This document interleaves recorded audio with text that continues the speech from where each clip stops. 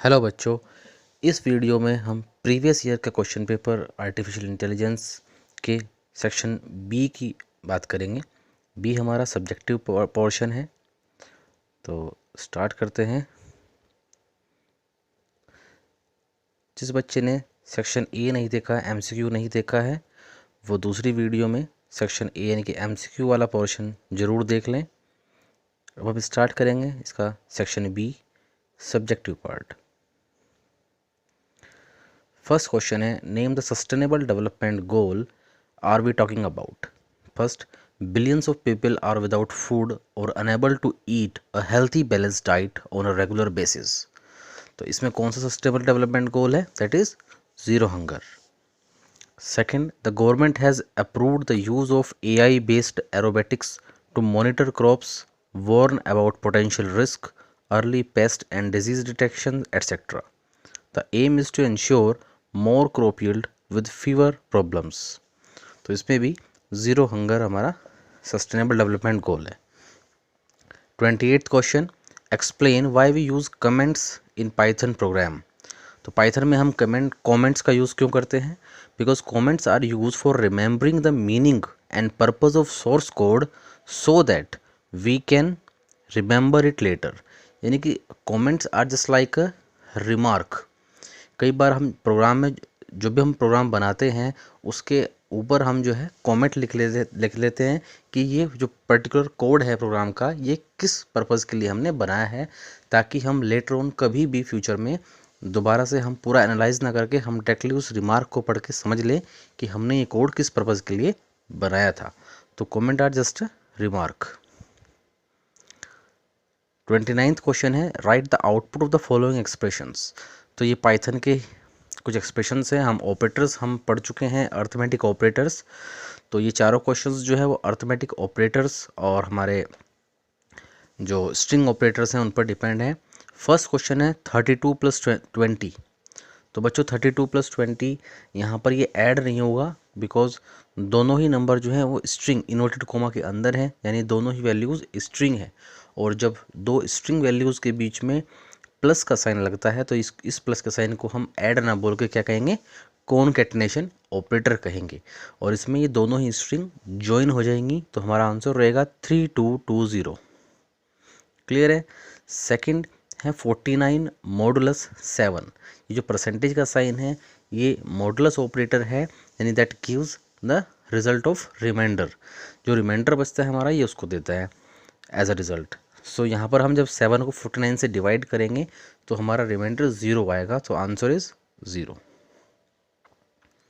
Next third question है 100 floor division 9। Double slash means floor division, यानी कि ये हमारा आफ्टर डिवीज़न क्वोशंट को एज अ रिजल्ट देता है, but with ignoring the fractional part.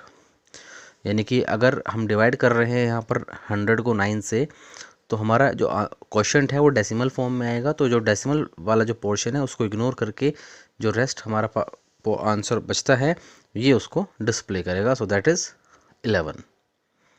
Fourth है 999 × 3। तो यहाँ भी आप बच्चों ध्यान से देखिए कि जो 999 है ये इन्वर्टेड कोमा के अंदर है, सिंगल कोड के अंदर है। That mean this is a string type. So जब एक स्ट्रिंग टाइप होता है और दूसरा 3 जो है वो इंटीजर है, तो दूसरा इंटीजर होता है और बीच में ये मल्टीप्लाई का साइन होता है, तो इसको हम मल्टीप्लाई ना कहकर हम इसको क्या कहेंगे? This is a replication operator. तो यहाँ पर ये इस स्ट्रिंग को 3 टाइम्स रिपीट करेगा। तो यहाँ पर 999 then 999 and again 999 is the answer. I hope समझ में आ गया होगा सभी बच्चों के। तो 30th क्वेश्चन है, नेम द AI टेक्नोलॉजी और AI domain behind the following scenario. Scenario देखते हैं। फर्स्ट है, your school has bought a robot namely chess robo. यानी हमारे स्कूल में एक रोबोट है जिसका नाम चेस रोबो है, जो चेस खेलता है। तो रवि एक स्टूडेंट है जिसके साथ वो चेस खेल रहा है। इनिशियली रवि जो है रोबोट से जीतता है, लेकिन धीरे धीरे जो है रोबोट ट्रेंड होता है और वो फाइनली रवि को हराने लगता है। तो इस टेक्नोलॉजी में यानी कि इस यहाँ पर AI टेक्नोलॉजी यूज़ हुई है कौन सी? डाटा साइंस, और you can see the data collection. Second scenario है you create a small robot, आपने एक रोबोट बनाया है that open the door after recognising the face of housemates and friends. यानी आपके घर पर एक रोबोट है जो आपके घर का जो डोर है उसको ओपन करता है जो भी सामने गेस्ट है उसको पहचान कर। तो इनिशियली वो थोड़ी थोड़ी मिस्टेक करता है लेकिन धीरे धीरे वो अपने परफॉर्मेंस को इम्प्रूव करता है और फाइनली वो कैपेबल हो जाता है recognising the faces correctly, improved with time. So this concept is computer vision. चलिए नेक्स्ट क्वेश्चन है explain the difference between data acquisition and data exploration. So ये दोनों ही जो स्टेजेस हैं वो एआई प्रोजेक्ट साइकिल से है। तो डाटा एक्विजिशन में हम डाटा जो भी रिक्वायर्ड डाटा है उसको रिलायबल सोर्सेज से एक्वायर्ड करते हैं, कलेक्ट करते हैं एंड देन उस एक्वायर्ड डाटा में से जो भी हमारे लिए यूज़फुल होता है इन्फॉर्मेशन उसको एक्सट्रैक्ट करने के प्रोसेस को हम डाटा एक्सप्लोरेशन बोलते हैं। पढ़ लेते हैं एक बार। डाटा एक्विजिशन यानी कि it is the process of collecting the required data from reliable sources and data exploration, it is the process of interpretation of some useful information or data out of the data acquired। clear है। next 32 question explain any two advantage and two disadvantages of AI। So advantages की बात करें तो reduction in human error, यानी जो human से errors होते थे उनकी जगह एआई मशीन्स काम करेंगी तो वो एरर्स कम से कम होंगे। नेक्स्ट है ज़ीरो रिस्क, यानी कि जहाँ जहाँ ऐसे टास्क जहाँ पर इंसानों को की जान को खतरा था, रिस्क था, ऐसे काम like defusing a bomb, going to space, exploring deepest part of ocean है ना। तो इन सभी टास्क को अगर इंसान से इस करता था तो उसकी जान को खतरा रहता था, बट वहीं पर हम एआई की हेल्प से उस काम को करेंगे तो वो बेहतर भी होगा और वो उस खतरे से भी हम बच सकेंगे। थर्ड एडवांटेज है 24/7 अवेलेबिलिटी, यानी इंसान अगर काम कर रहा था तो they need some rest but machine does not required rest, so 24/7 availability रहेगी। नेक्स्ट है unbiased decision. So as we know that AI is devoid of emotions, यानी एआई मशीन्स के अंदर इमोशंस नहीं होते, वो हाईली प्रैक्टिकली काम करता है। सो या इसी वजह से क्या होगा, it does not have any bias view and ensure the accurate decisions. Next है disadvantages of AI. First, high cost. So to create a machine requires a lot of money, so this is high cost. Next, increase in unemployment. So AI reduced the need of manpower from many tasks that resulted the death of many job opportunities. Third, make humans lazy. So AI applications automate many tedious and repetitive tasks for us that makes our brain lazy. And the last, no ethics, yani ethics and morality are important human features that can be difficult to incorporate with AI। next question है what do you mean by sustainable development, and also write any 4 sustainable development goals। so sustainable development is a development that satisfies the need of present without compromising the capacity of future generation and guaranteeing the balance between economic growth, care for the environment and social well-being। There are 17 sustainable development goals। so आप देख सकते हैं, first no poverty, second zero hunger, third good health and well being, quality education, gender equality, clean water and sanitation, affordable and clean energy, decent work and economic growth, industry, innovation and infrastructure, reduce inequalities, sustainable cities and communities, responsible consumption and production, climate action, life below water, life on land, peace, justice and strong institutions, and the last, partnership for the goals। 34th question है what do you mean by AI ethics and why it is so important। so AI ethics क्या है? AI ethics is a system of moral principles and techniques intended to inform the development and responsible use of AI technology। AI ethics is so important because we need to monitor or check the outcomes of AI technology in order to fully understand its behavior and makes us sure that it is not violating our moral principles. Next question, सभी question में internal choices हैं। तो first question 35th question है, write a Python program to add 3 string values that are received from the user. यानी यहाँ पर हमें 3 string values user से इनपुट करानी है और उनको ऐड करना है, दैट मीन उनको कॉन्केटिनेट, उनको ज्वाइन कराना है। तो हमने फर्स्ट वेरिएबल लिया str1, सेकंड str2 और थर्ड str3। 3 वेरिएबल्स में 3 वैल्यू इनपुट कराई इनपुट फंक्शन से। सो input enter any string, enter any string and enter any string. तीनों वैल्यूज़ इन तीनों वेरिएबल्स में चली गई। इन तीनों के साथ हमने प्लस प्लस यानी कि कॉन्केटिनेशन ऑपरेटर का यूज़ किया प्लस का। तो तीनों ही वैल्यू जुड़कर str में आ गई और str को हमने प्रिंट कर दिया है। Next program, write a Python program to calculate the area of rectangle whose dimensions are given by the user. यानी हमें एरिया ऑफ रेक्टेंगल निकालना है। तो एरिया ऑफ रेक्टेंगल क्या होता है, लेंथ इनटू ब्रेथ। तो हमें लेंथ और ब्रेथ यूज़र से इनपुट करानी है। तो हमने एक लेंथ नाम का वेरिएबल ले लिया और एक ब्रेथ ले लिया। यहाँ ध्यान देना है कि हमें इनपुट कराने के साथ साथ क्योंकि इनपुट फंक्शन जो होता है वो जो भी इनपुट रिसीव करता है उसको स्ट्रिंग में कन्वर्ट कर देता है। तो वापस से हम उसको इंट में कन्वर्ट करेंगे with the help of int function. ठीक है, तो हमने लिखा length equals to int function, then उसके अंदर इनपुट में हमने लिया एंटर एनी स्ट्रिंग, और सॉरी यहाँ लिखेंगे हम enter length. Similarly breadth equals to int, then input enter breadth. ठीक है, तो यहाँ पर यूज़र जो है वो लेंथ की वैल्यू देगा और यहाँ पर ब्रेथ की वैल्यू देगा। दोनों ही वैल्यूज़ जो है वो हमारी लेंथ और ब्रेथ वेरिएबल में आ जाएंगी। देन हमने लिखा area of rectangle equals to length into breadth, दोनों की मल्टीप्लाई कर आंसर आ जाएगा एरिया ऑफ रेक्टेंगल के अंदर। एंड फाइनली हम इसको प्रिंट कर देंगे। Next question 36, what is supervised machine learning. So in this type of learning, the machine are trained by using several examples as input to get correct output. यानी supervise learning में हम एक बच्चे की तरह, जैसे बच्चे को टॉयज़ की हेल्प से सिखाते हैं, सेवरल एग्जाम्पल से उसको कॉन्सेप्ट समझाते हैं। फॉर एग्जांपल किसी बच्चे को कलर का कॉन्सेप्ट समझाना है तो हम डिफरेंट जगह पर उसको सेम कलर दिखाएंगे और उसको बताएंगे कि देखो this is a red colour और whatever it is. Clear? Then next is unsupervised machine learning. So in this type of learning the machine is trained using unlabeled data। यानी कि यहाँ पर हम कोई लेबलिंग किसी नेम से उसको ट्रेन नहीं करेंगे। यहाँ पर वो मशीन अपने आप से कुछ सिमिलरिटीज़, कुछ यूनिक फीचर्स देखेंगी और उनके अकॉर्डिंगली वो उन चीज़ों को पहचानेगी, उनकी सिमिलरिटीज़ समझेगी। क्लियर है? फॉर एग्जांपल है इसके अंदर रिकमेंडेशंस। तो जैसे रिकमेंडेशंस में हम सिमिलर टाइप की जो भी चीज़ें देखते हैं उसी से वो मैच कराकर सिमिलर कंटेंट हमें रिकमेंड करता है। फर्स्ट क्वेश्चन है डीप लर्निंग।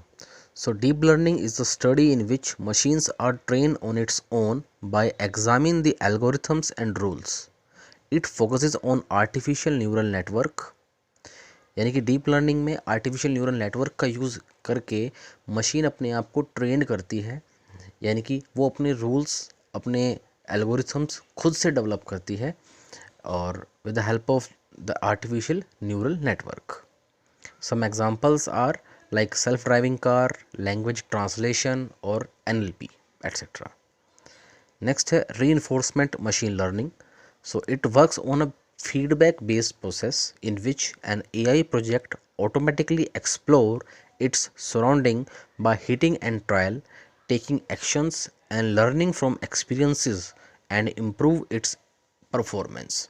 यानी कि reinforcement में हम AI प्रोजेक्ट को फ्रीली एनवायरनमेंट में छोड़ देते हैं और वो जो भी उसको फीडबैक मिलती है, जब भी कोई वो एक्शन परफॉर्म करेगा तो इन रिटर्न उसको एक फीडबैक मिलेगी आइदर पॉजिटिव और नेगेटिव, और उसी फीडबैक के बेसिस पर वो अपने आप को ट्रेन करता है। पिक्चर में देख सकते हैं यहाँ पर agent means the AI model. इसको हमने एनवायरनमेंट में फ्रीली छोड़ा, इसने एक्शन परफॉर्म किया, वापस से इसको फीडबैक मिलेगी, यानी कि या तो रिवॉर्ड मिलेगा या फिर उसको एक नेगेटिव फीडबैक मिलेगी। तो दोनों ही चीज़ों से वो अपने आप को ट्रेन करेगा। नेक्स्ट क्वेश्चन है what do you mean bye artificial neural network, also explain its main components in detail. तो आर्टिफिशियल न्यूरल नेटवर्क क्या है?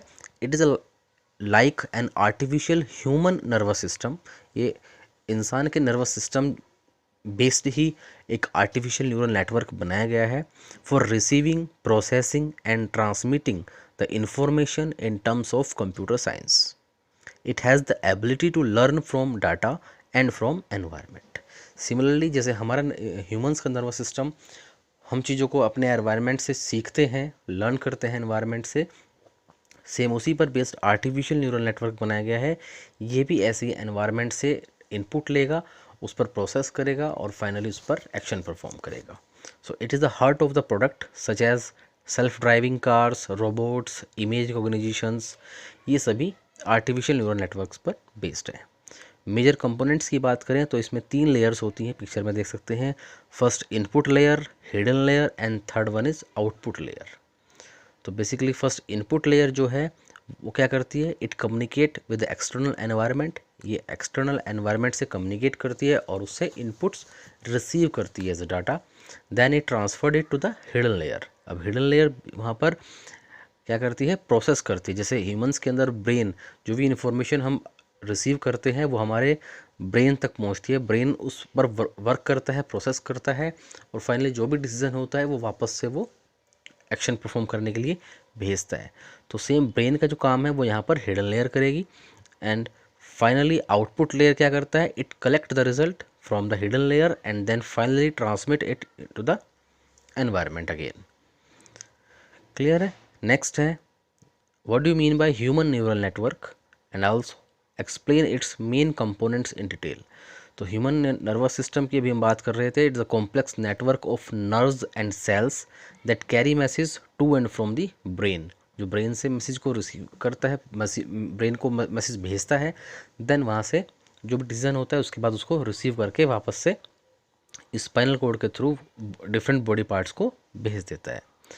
तो मेजर कंपोनेंट्स हम बात करें तो 3 मेजर कंपोनेंट्स हैं। First dendrite, second cell body and third one is axon. तीनों ही यहाँ पर 3 लेयर की तरह काम कर रहे हैं। यानी डेंड्राइट का काम, जैसे हम आर्टिफिशियल न्यूरल नेटवर्क की बात करें तो इनपुट लेयर का काम यहाँ पर डेंड्राइट करता है, हिडन लेयर का काम कौन कर रहा है, cell body, and finally output layer का काम यहाँ पर एक्सन करता है। Dendrite it takes input from the other neuron in the form of electric pulse. Then cell body क्या करता है, it generate the inferences received from those inputs and decide what action to take. Then axon it transmit the output in the form of electric pulse again. Clear है? Next question, explain the stages of AI project cycle. तो AI project cycle के अंदर 5 stages होती हैं। कौन कौन सी? First problem scoping, जिसमें हम क्या करते हैं, it is the process of finalising the aim of an AI project. यानी जो भी हमें एआई प्रोजेक्ट बनाना है तो हम यहाँ पर एक प्रॉब्लम होगी, उस प्रॉब्लम को हम स्कोप करेंगे कि इसमें क्या कारण है, क्यों होती है, क्या रीज़न्स हैं, कौन लोग इस प्रॉब्लम से सफ़र कर रहे हैं और फाइनली हमें क्या एक फाइनल एम है हमारा जिससे हम इस प्रॉब्लम को रिजोल्व कर सकें। तो ये सभी काम हम प्रॉब्लम स्कोपिंग में करते हैं। नेक्स्ट स्टेज आती है डाटा एक्विजिशन। अब वो जो प्रोजेक्ट हमने एम किया है उस एम के अकॉर्डिंग जो भी हमें डाटा रिक्वायर्ड है उस डाटा को एक रिलायबल सोर्सेज से हम उसको कलेक्ट करने के प्रोसेस को बोलते हैं data acquisition. So it is the process of collecting the required data in visual form. Then data exploration, जब हम डाटा एक्वायर्ड कर लेंगे तो थर्ड स्टेज आएगी डाटा एक्सप्लोरेशन की। इसमें क्या होगा, it is the process of interpreting some useful information out of the large acquired data. यानी जो ढेर सारा हमने डाटा एक्वायर्ड किया है हमारे प्रीवियस स्टेज में डाटा एक्विजिशन में, उसमें से जो भी हमारा यूज़फुल डाटा है उसको हम वहाँ से एक्सट्रैक्ट करेंगे और वो भी रिक्वायर्ड फॉर्मेट में। देन हम आएंगे फोर्थ स्टेज पर, that is modelling. It is the process of selecting and implementing the model which match the requirement of project. यानी हम जो भी प्रोजेक्ट बना रहे हैं, जो भी हमारा एम है प्रोजेक्ट का, उसके अकॉर्डिंग जो भी सूटेबल मॉडल है वो हम यहाँ पर चूज़ करेंगे और उसमें अपने डाटा को इम्प्लीमेंट करेंगे। इसी के साथ हमारा जो एआई प्रोजेक्ट होगा वो बनकर तैयार हो जाएगा। तो final step before launching it, finally हम लास्ट स्टेप पर पहुंचते हैं इवेल्युएशन पर, जहां पर हम उस मॉडल की टेस्टिंग करेंगे। So it is the process of evaluating the AI project to find and correct the errors if found. तो उसमें जो भी कमियां हैं उसको फाउंड करेंगे और अगर उनको सुधार करेंगे, उसको इम्प्रूव करेंगे so this is the 5 stages of AI project cycle. Picture में देख सकते हैं, first problem scoping, second data acquisition, third data exploration, fourth modelling and fifth one is evaluation. Last question, draw problem statement template and also explain 4 W's used under problem scoping of AI project cycle। तो project problem statement template क्या होता है पहले भी पढ़ चुके हैं। The problem statement template helps us to summarise all the key points into a single template. एक सिंगल टेम्पलेट में हम उस पर्टिकुलर प्रोजेक्ट के बारे में सभी की पॉइंट्स को शॉर्ट फॉर्म में लिखते हैं, ताकि हम फ्यूचर में जब भी हमें उस पर्टिकुलर प्रोजेक्ट की स्टडी करनी हो तो उन की पॉइंट्स की हेल्प से हम डायरेक्टली उस प्रोजेक्ट को समझ सकें। इस टेम्पलेट को हम बोलते हैं प्रॉब्लम स्टेटमेंट टेम्पलेट। इसका स्ट्रक्चर कुछ इस तरीके से है, ये पेपर में ड्रॉ करने के लिए आ भी सकता है। तो यहाँ पर हम 4 ब्लॉक्स हैं, देख सकते हैं। इसके अंदर 4 W यूज़ करते हैं, who, what, where and why. तो यहाँ पर हम लिखेंगे हु, यानी कि who is a stakeholder, कौन उस प्रॉब्लम को सफ़र कर रहा है। देन second, what is the issue, actual में क्या प्रॉब्लम है। देन सिचुएशन क्या, कब वो प्रॉब्लम अराइज होती है। एंड फाइनली हम क्या उसका सॉल्यूशन दे रहे हैं और वो सॉल्यूशन कैसे फ़ायदेमंद होगा। तो ये हमारा प्रॉब्लम स्टेटमेंट टेम्पलेट है। नेक्स्ट इसी के अंदर था 4 W's के बारे में, तो जल्दी जल्दी से इसको भी पूरा कर लेते हैं। 4 W's कौन से हैं प्रॉब्लम स्कोपिंग के? First who means this block help us to analyse the people getting affected directly, यानी कि जो भी लोग अफेक्ट हो रहे हैं। Who means who is affected the problem with the problem. Next what, यानी कि what is the problem. So this block will help you to know the nature of problem. What is the problem, problem क्या है, उसका nature क्या है, वो जानते हैं। थर्ड है वेयर मीन्स कि वो एक पर्टिकुलर सिचुएशन या पर्टिकुलर लोकेशन जहाँ पर वो प्रॉब्लम अराइज होती है। देन वाई मीन्स कि this block will help to think about the benefits which the stakeholder would get from the solution and how would it benefit them as well as the society. कि हम जो भी project बना रहे हैं वो उस प्रॉब्लम्स को कैसे रिजोल्व करेगा, उसका बेनिफिट कैसे मिलेगा सफ़रर्स को, ये सब हम वाई में जानते हैं। So this is all about this question paper. I hope this will help you in your exam. Thank you.